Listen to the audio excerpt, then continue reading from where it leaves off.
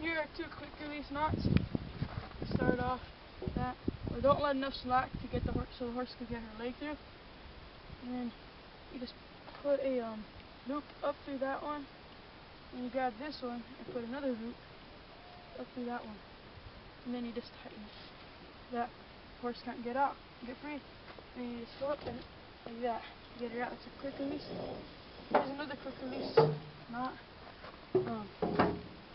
You reverse your line.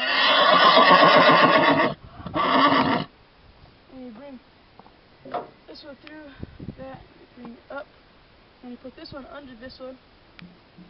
And you put a loop up there and you tighten it. Like that. The bank robber's knot. The bank robber's knot.